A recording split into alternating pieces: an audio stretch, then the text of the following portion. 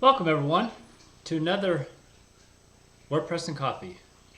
Today I wanted to talk a little bit about caching your WordPress site and how important that is, not only to make it faster for people viewing your website, but also will help in your SEO, your search engine rankings. It will go up, and the reason why that is basically the performance of the page load. Search engines basically rate a page when it's loaded by the amount of time it takes and everything like that. That goes into your rankings on your WordPress site. So, a lot of these sites that I've seen before, when you go to them and you can hear your CPU kick up and your fan come on your computer, they're using a lot of resources, and that's, that website's going to be a lot slower as far as loading, and therefore it wouldn't help on the search engine rankings. So it's better to cache your website and serve it really quickly and quick to your visitors and people who are guests, visitors, and stuff, so forth and so on. Anyway, I wanted to kind of look at a couple of different plugins that you can download for WordPress for creating a quick and easy caching your site. So let's head over to our browser here. As you can see, we are currently logged in to our dashboard, and if you just go down here to plugins, and you can click on add new, and this will take you to the WordPress plugin browser where you can find different things. And then here, if we just type in cache, we will be able to have a look at the cache plugins that are available for WordPress. Now, WordPress Super Cache, the one right here, this is a very popular one. I've used it, and it's it's a very fast caching engine for WordPress. There are some others that are quite popular as well. This W3 Total Cache. And they may change a little, they may be a little bit different here and there as far as configuring and stuff like that, but the WordPress Super Cache is a simple, easy, quick way to get started. Let's look at the details here. The description is what will happen is, what happens with, let me kind of explain what happens when you cache or when a WordPress site is being generated.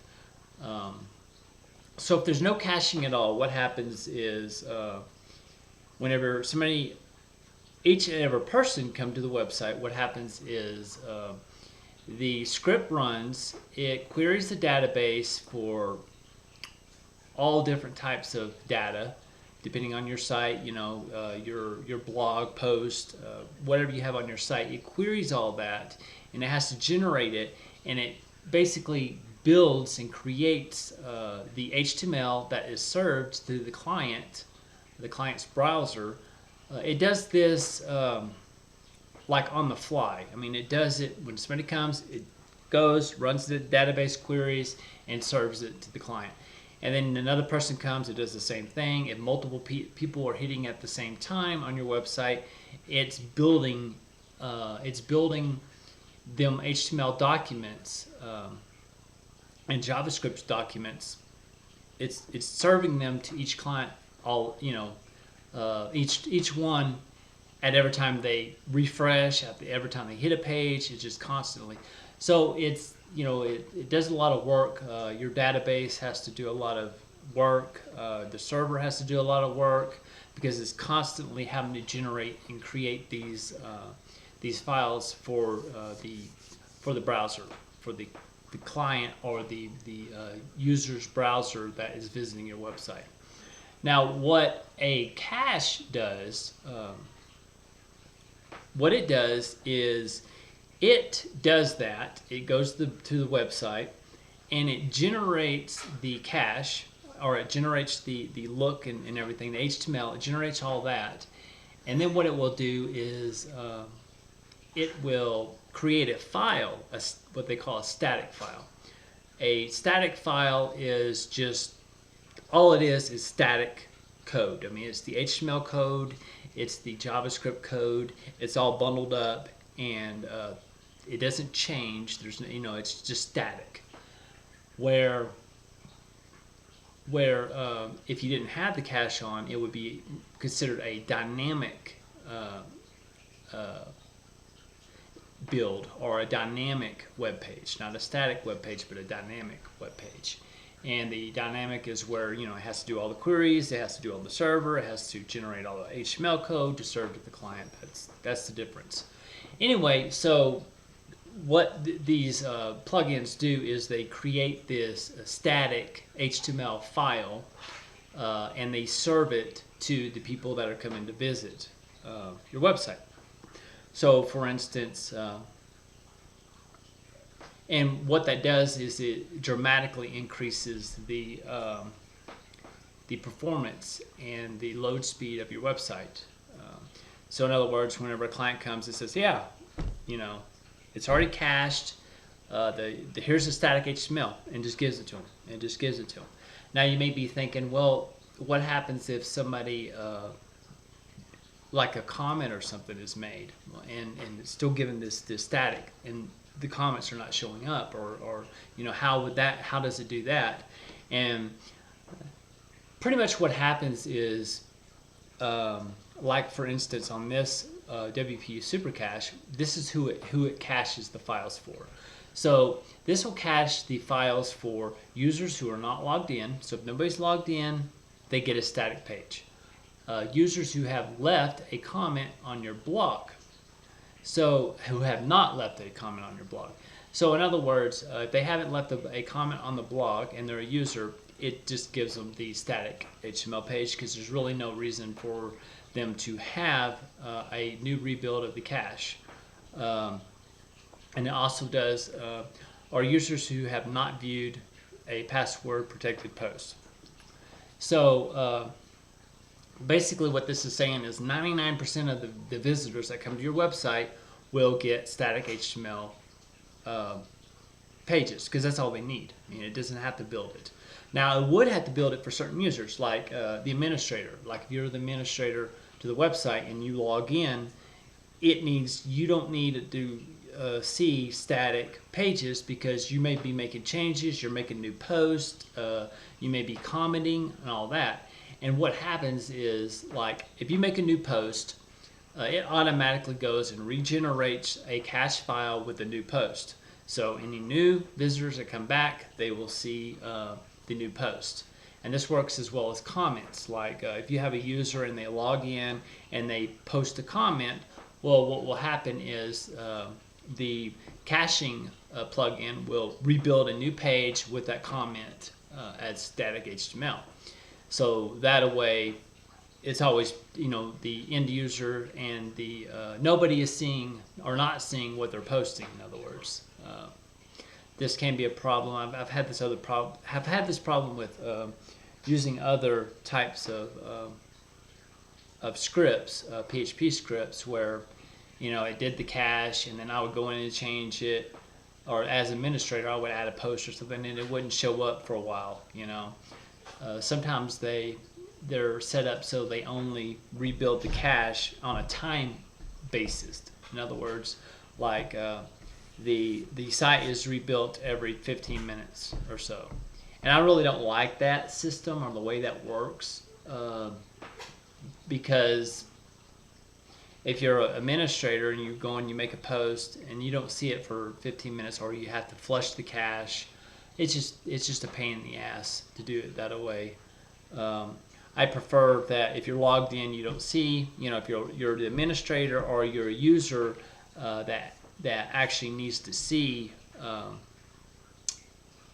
fresh data, on demand data, I like it that way versus the time method, because then there's a delay, and then you end up having, some users, like I've had in the past, where some users, they would make their change, make their post, and then they would call me and say, hey, my stuff is not showing up on my website, and I have to explain them, well, you have to wait 15 minutes, and it's kind of hard to explain to a client that, well, you're just gonna have to wait, so and then you're like, well, you have to get in there and you have to refresh the cache or rebuild the cache for them so they can immediately see. It's just that method of doing caching is I just don't like it. I just don't really see how that really helps. I mean, I can see how it helps when you're not you're having constantly changing, and you only make a couple of changes a day on your website or something like that. But if you have some kind of site where there constantly a lot of posts going back and forth, then that just really doesn't really work as well. I prefer that the caching system basically it waits for a change to be made by a user or administrator, and then at that point it rebuilds it for everybody. All the other, it creates the new cached static HTML file at that time. But anyway, that's basically kind of my thoughts on cache and using cache. It's very important that you do for your WordPress site, because like I said, search engine optimization, because your website loads faster, and search engines like that. They like to see that low time of building and all that. It's obviously this is a better website because it loads fast.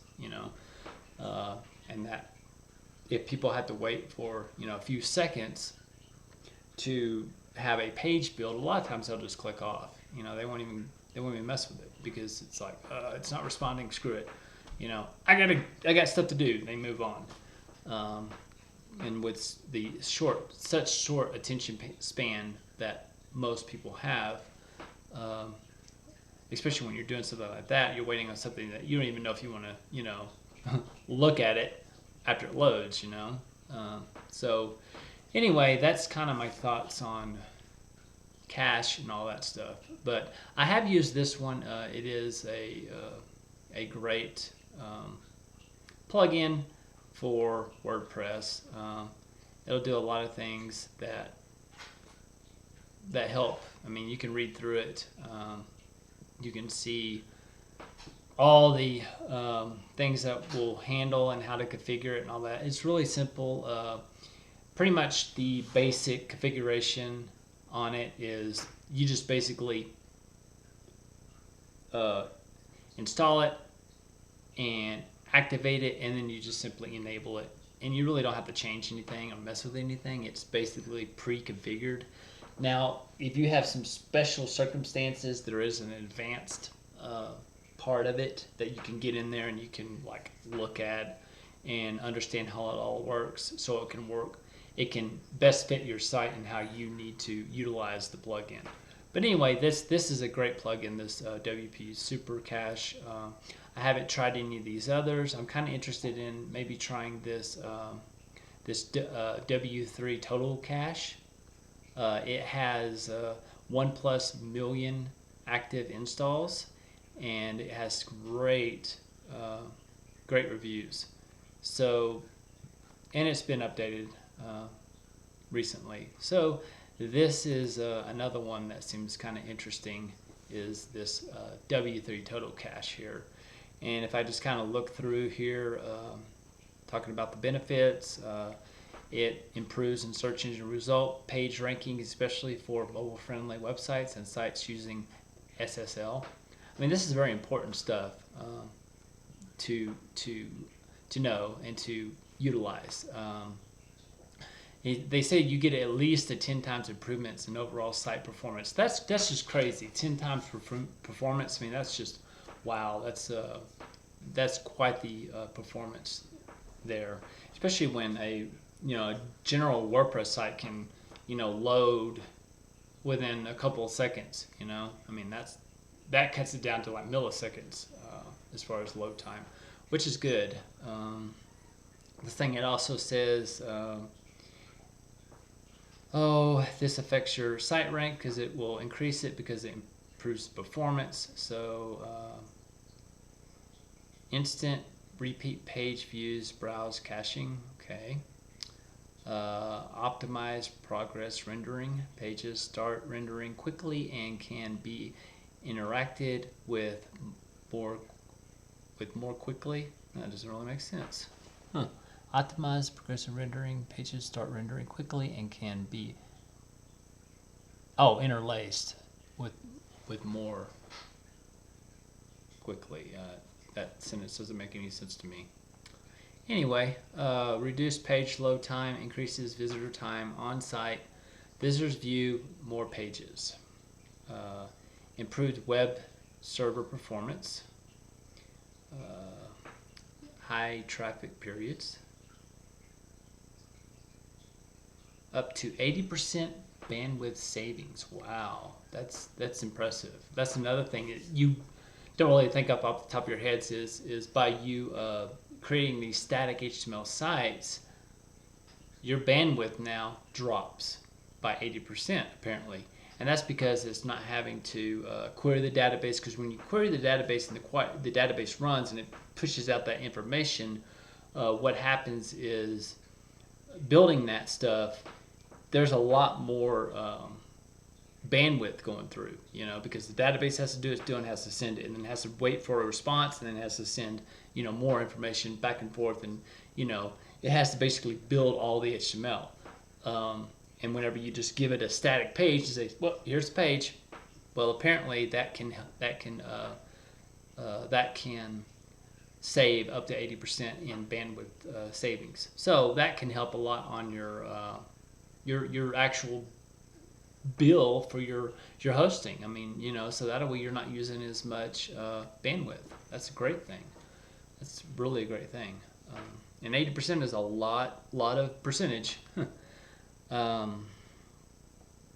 So this is it's compatible. This one says it's compatible with shared hosting, virtual private, or virtual private dedicated servers. And pretty much all of them are probably going to be that. I wouldn't see why they would need to point that out, but maybe some of them don't. I'm not sure. So anyway, you can basically read through here, and I'm not going to go over all of these points. It's something that you can look at and choose and just play with. I mean, you can play with both of them. You can download one, see what you think of it, and then download another, and see what you think about it. But anyway, that's pretty much that as far as that goes. Let's go back over here too. And anyway, that's pretty much what I wanted to just talk to you today about, was cache and the importance of it, and especially for your WordPress site, and my thoughts on it and how it can help, and basically why it's so important. And it is very important, something you should not overlook. And anyway, that's all I'm going to talk about today, and I guess I'll see you guys tomorrow. And don't forget that this live stream happens Monday through Friday at 9 a.m. Mountain Standard Time, and I like to talk about WordPress, I like to talk about web development, and so forth. So if you're into that kind of thing, please like and subscribe, and we will see you guys tomorrow. Bye.